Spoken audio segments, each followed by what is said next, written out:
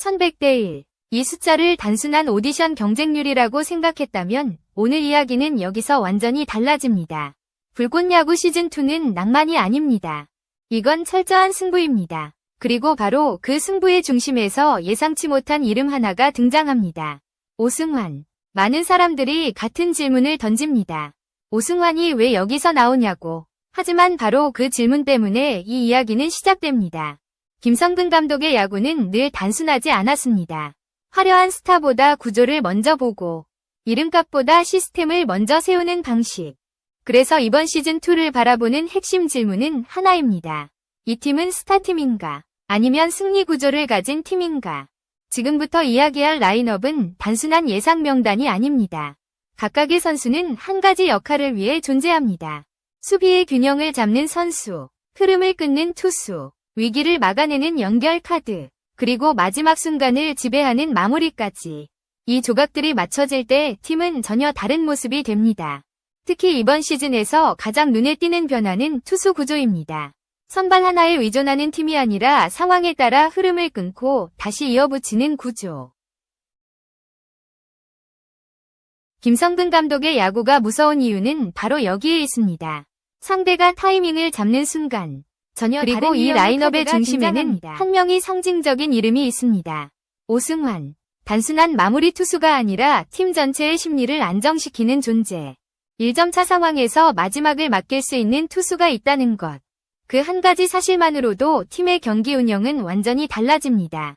하지만 이 이야기는 단순히 오승환 한 명의 이야기가 아닙니다. 외야에서 흐름을 잠그는 베테랑, 내야에서 실수를 줄이는 안정카드, 위기에서 이닝을 먹어주는 스윙맨, 그리고 190cm 괴물 유망주까지. 이 조합이 완성되면 어떤 일이 벌어질까요?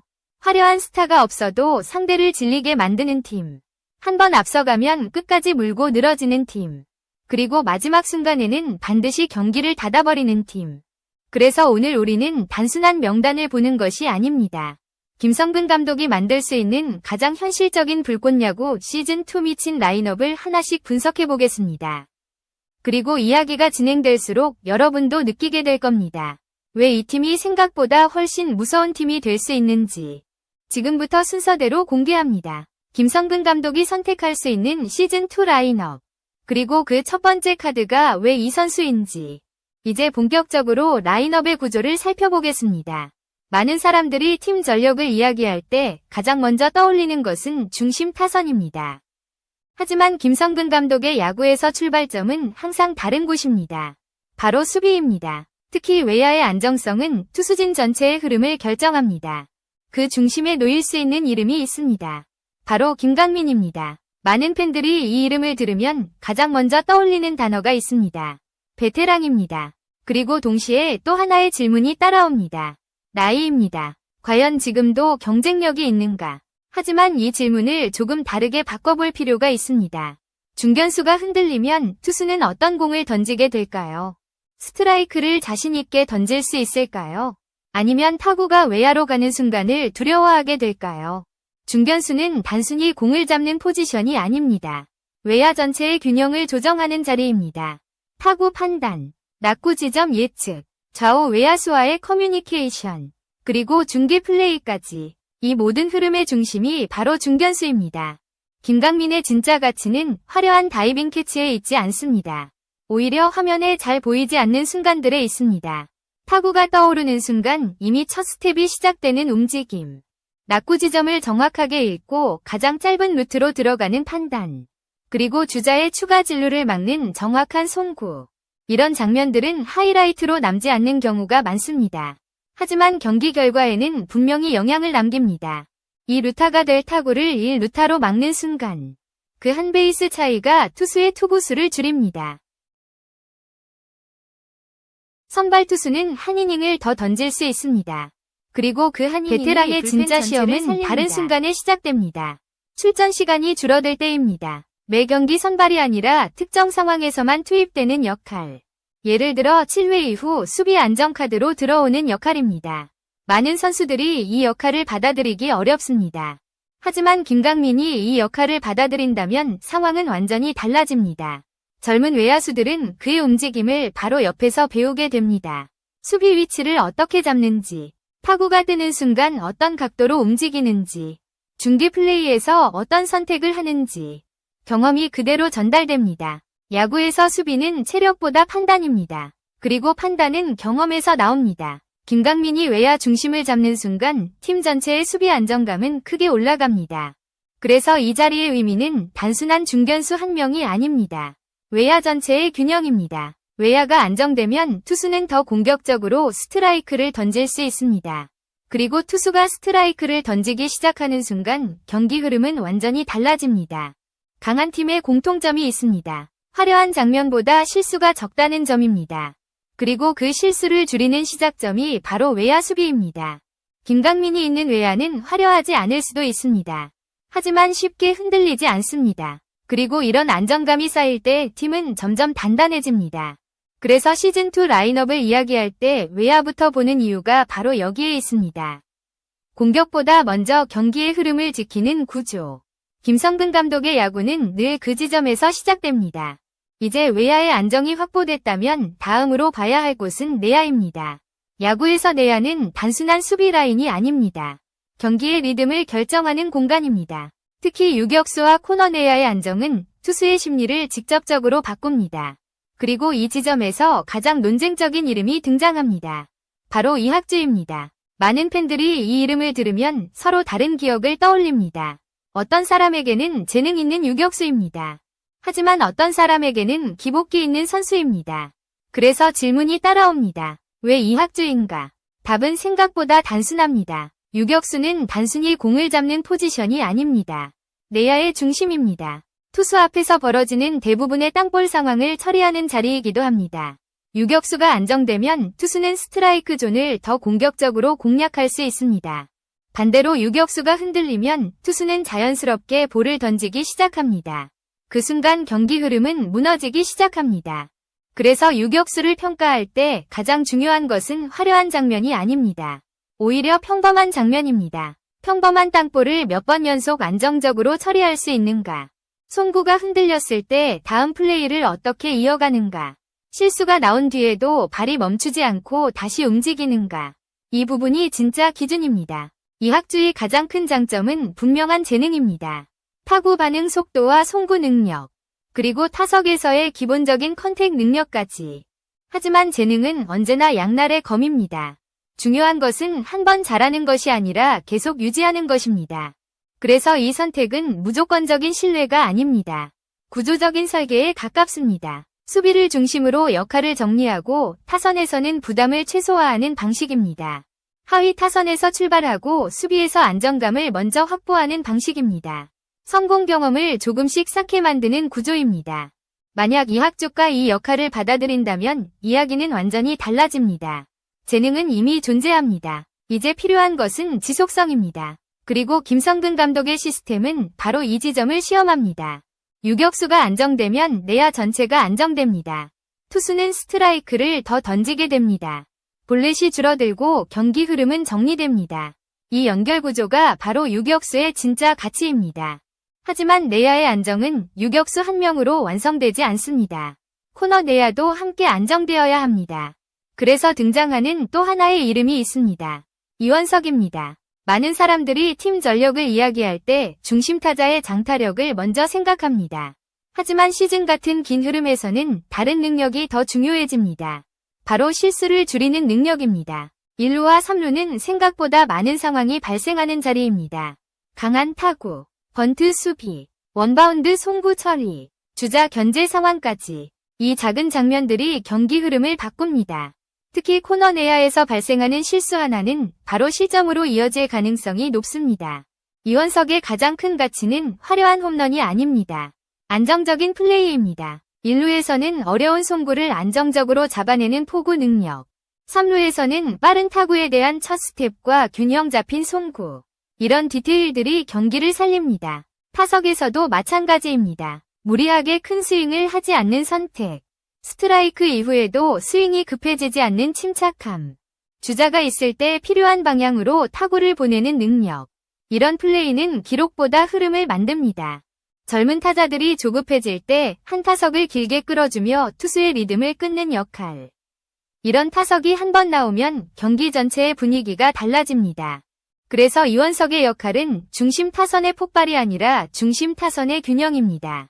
안정적인 타석이 이어지면 뒤에 있는 타자들이 더 편하게 스윙할 수 있습니다. 물론 약점도 존재합니다. 빠른 발을 가진 선수는 아닙니다. 수비 범위에도 한계가 있습니다. 그래서 풀타임 고정 카드로 사용하는 것보다 상황에 맞는 활용이 중요합니다. 상대 투수 유형, 경기 흐름, 점수 차이에 따라 전략적으로 사용하는 방식입니다. 이렇게 내야 구조가 완성되면 팀은 또 하나의 안정장치를 얻게 됩니다. 외야에서 흐름을 잠그고 내야에서 실수를 줄이는 구조. 이 두 가지가 동시에 작동하면 투수진은 훨씬 공격적인 운영을 할 수 있습니다. 그리고 이제 이야기의 중심이 조금씩 이동합니다. 야구에서 진짜 승부를 결정하는 곳, 바로 마운드입니다. 그리고 여기서부터 이 팀의 가장 위험한 카드들이 등장하기 시작합니다. 이제 이야기는 마운드로 넘어갑니다. 야구에서 진짜 승부는 결국 투수진에서 결정됩니다. 아무리 타선이 강해도 마운드가 흔들리면 팀은 오래 버티지 못합니다. 그래서 김성근 감독의 야구에서 가장 중요한 구조는 언제나 투수 운용입니다. 그리고 이 지점에서 등장하는 첫 번째 카드가 있습니다. 바로 윤대경입니다. 많은 사람들이 에이스를 이야기합니다. 그리고 마무리를 이야기합니다. 하지만 시즌을 길게 버티는 팀을 보면 항상 한 명이 공통된 유형이 존재합니다. 바로 연결 투수입니다. 선발과 불펜 사이의 공백을 메우는 선수. 이 역할이 단단해야 팀은 쉽게 무너지지 않습니다. 윤대경이 바로 그 자리입니다. 스윙맨이라는 역할은 겉으로 보면 애매해 보일 수 있습니다. 선발도 아니고 마무리도 아닙니다. 하지만 실제로는 팀 운영에서 가장 중요한 연결고리입니다. 예를 들어 선발 투수가 예상보다 일찍 무너지는 날을 생각해 보겠습니다. 3이닝 만에 내려오는 상황. 그 순간 팀은 위기에 빠집니다. 불펜을 너무 일찍 소모하면 다음 경기까지 영향을 받기 때문입니다. 바로 그때 등장하는 투수가 스윙맨입니다. 윤대경의 가장 큰 가치는 구속이 아닙니다. 이닝을 유지하는 능력입니다. 첫 타자를 상대로 스트라이크를 잡는 능력. 그리고 두 번째 이닝까지 공 높이를 유지하는 안정감. 같은 타자를 다시 만났을 때 패턴을 바꿀 수 있는 투구 설계. 이 세 가지가 핵심입니다. 스윙맨의 역할은 생각보다 어렵습니다. 언제 등판할지 알 수 없기 때문입니다. 선발 대기인지, 불펜 대기인지, 상황에 따라 루틴이 바뀝니다. 이런 환경에서 자신의 리듬을 유지하는 것은 쉽지 않습니다. 그래서 스윙맨에게 가장 중요한 것은 멘탈입니다. 갑작스럽게 호출되어도 첫 공이 흔들리지 않는가. 안타 하나를 맞아도 템포가 무너지지 않는가. 이런 요소들이 결국 이닝을 지배하는 힘이 됩니다. 여기서 중요한 질문이 하나 있습니다. 여러분이라면 어떤 팀이 더 강하다고 생각하십니까? 에이스와 마무리는 강하지만 중간이 비어있는 팀일까요? 아니면 화려하지 않지만 연결 구조가 단단한 팀일까요? 야구의 역사는 이미 답을 보여주고 있습니다. 연결고리가 단단한 팀이 결국 시즌을 버텨냅니다. 윤대경이 바로 그 역할입니다. 그는 하이라이트를 만드는 투수가 아닙니다. 하지만 경기의 공백을 메우는 투수입니다. 그리고 이 연결이 안정되면 불펜 전체가 살아납니다. 불펜이 살아나면 마무리 투수도 더 강해집니다. 결국 하나의 구조가 완성되는 것입니다. 하지만 투수진의 핵심 카드는 아직 남아있습니다. 마운드 구조를 완성시키는 또 다른 유형의 투수. 바로 사이드암 투수입니다. 많은 팬들이 강한 투수라고 하면 시속 150km 이상의 직구를 떠올립니다. 하지만 실제로 타자들이 가장 어려워하는 투수는 조금 다릅니다. 바로 낯선 각도를 가진 투수입니다. 그래서 등장하는 이름이 있습니다. 바로 최종환입니다. 사이드암 투수의 가장 큰 무기는 속도가 아닙니다. 각도입니다. 같은 140km라도 릴리스 포인트가 달라지면 타자가 느끼는 체감 속도는 완전히 달라집니다. 공이 옆에서 들어오는 순간 타자의 타이밍은 자연스럽게 흐트러집니다. 특히 타선이 한 바퀴 돌면서 투수의 타이밍을 잡기 시작할 때 이런 유형의 투수가 등장하면 흐름이 끊깁니다. 이것이 바로 전술 카드입니다. 최종환의 가치는 세이브 상황이 아닙니다. 오히려 가장 위험한 순간입니다. 주자 1루와 2루. 타석에는 중심 타자. 이런 상황에서 필요한 것은 삼진 하나가 아니라 약한 땅볼 하나입니다. 낮은 존을 반복해서 던질 수 있는가. 같은 릴리스 포인트를 유지할 수 있는가. 그리고 타자에 따라 다른 투구 그림을 만들 수 있는가. 이 세 가지가 사이드암 투수의 핵심입니다. 사이드암 투수는 제구가 무너지면 바로 장타로 연결됩니다. 그래서 화려한 공보다 반복 능력이 더 중요합니다. 같은 높이에서 계속 공을 던질 수 있는가? 그 안정성이 바로 생명입니다. 하지만 이 카드의 진짜 의미는 따로 있습니다. 상대 타선의 리듬을 완전히 끊어버리는 스위치라는 점입니다. 흐름이 넘어가는 순간 다른 유형의 투수가 등장하면 타자들은 다시 적응해야 합니다. 그리고 바로 이 순간이 승부의 분기점이 됩니다. 이렇게 투수진의 구조가 조금씩 완성되어 가고 있습니다. 하지만 아직 가장 강력한 카드가 등장하지 않았습니다. 팀 전체의 마운드 그림을 완전히 바꿀 수 있는 카드. 바로 190cm 괴물 유망주 투수입니다. 이제 이야기는 불꽃야구 시즌2 라인업에서 가장 많은 관심을 받는 카드로 넘어갑니다. 바로 190cm 괴물 유망주 투수입니다. 많은 사람들이 이 이름을 듣는 순간 가장 먼저 떠올리는 단어가 있습니다.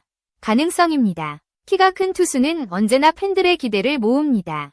높은 릴리스 포인트, 가파른 공 각도, 그리고 타자에게 내려꽂히는 직구의 위압감 때문입니다. 하지만 여기서 반드시 던져야 할 질문이 있습니다. 키가 크면 자동으로 괴물 투수가 될까요?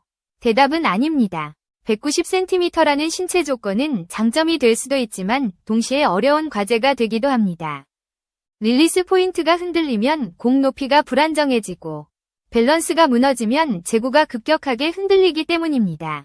그래서 유망주 투수를 평가할 때 가장 먼저 봐야 할 것은 구속이 아닙니다.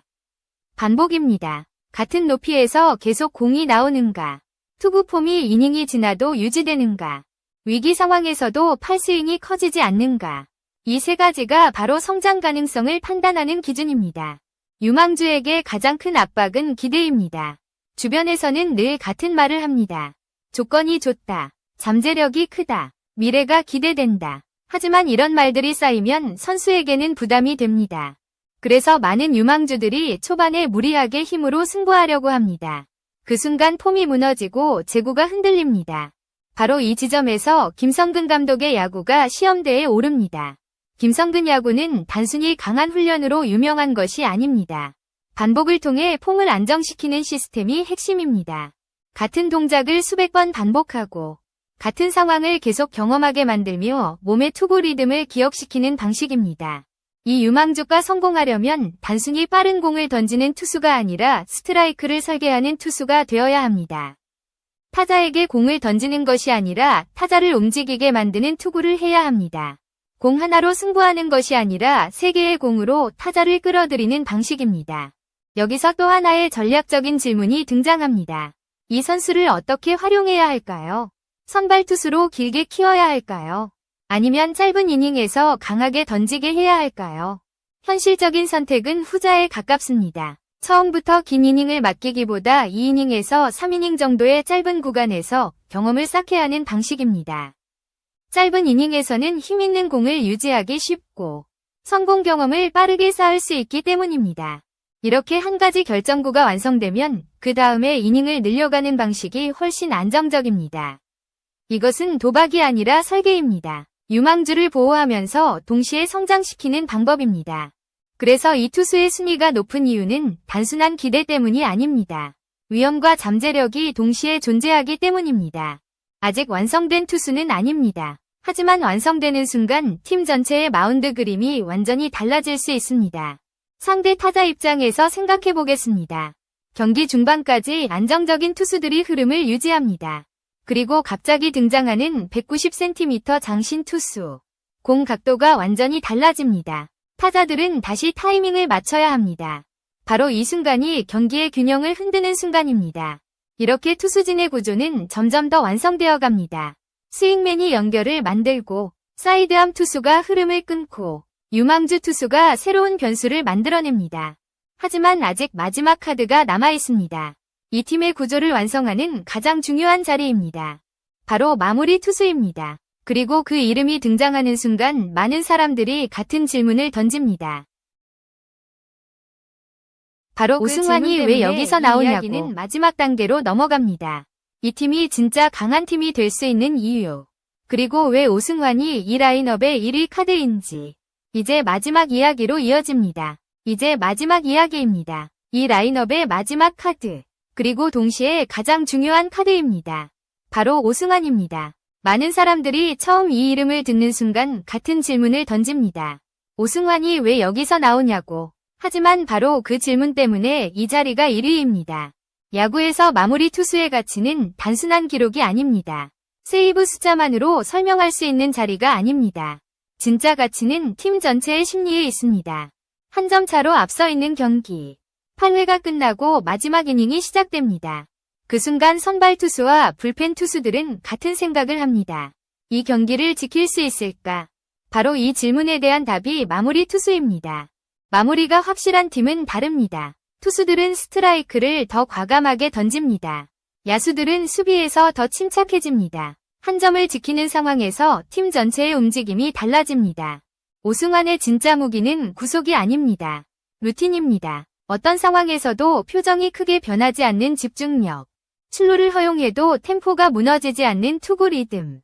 이런 모습은 기록에 잘 남지 않습니다. 하지만 팀 전체에 영향을 줍니다. 젊은 투수들은 그 준비 과정을 옆에서 보게 됩니다.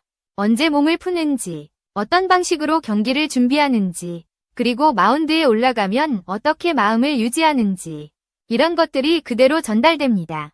그래서 마무리 투수는 단순히 마지막 이닝을 던지는 사람이 아닙니다. 팀 전체의 기준이 되는 선수입니다. 물론 현실적인 고민도 존재합니다. 연투 문제, 체력 관리, 시즌 내내 같은 방식으로 등판하기는 어렵습니다. 그래서 더 중요한 것은 등장 횟수가 아니라 등장 순간입니다. 가장 중요한 경기, 가장 위험한 순간, 바로 그때 등장하는 카드로 활용하는 방식입니다. 이것이 바로 레버리지 중심 운영입니다. 언제 나오느냐가 아니라 언제 등장해야 가장 큰 영향을 줄 수 있느냐를 계산하는 방식입니다. 그리고 이 카드가 존재하는 순간 팀의 경기 운영은 완전히 달라집니다. 7회와 8회를 버티는 투수들이 더 공격적으로 던질 수 있습니다. 마지막이 확실하기 때문입니다. 그래서 강한 팀을 정의할 때 우리는 한 가지 질문을 던질 수 있습니다. 강한 팀은 9회가 강한 팀일까요? 아니면 7회와 8회를 지배하는 팀일까요? 정답은 둘 다입니다. 그리고 마지막을 믿을 수 있는 팀이 결국 가장 강합니다. 오승환이 존재하는 순간 이 팀의 마운드 구조는 완성됩니다. 스윙맨이 흐름을 유지하고, 전술 투수가 타선의 리듬을 끊고, 유망주 투수가 새로운 변수를 만들고, 마지막에는 경기를 닫는 마무리가 등장합니다. 이것은 단순한 선수 명단이 아닙니다. 하나의 시스템입니다. 그래서 다시 처음 질문으로 돌아가 보겠습니다. 오승환이 왜 여기서 나오냐고.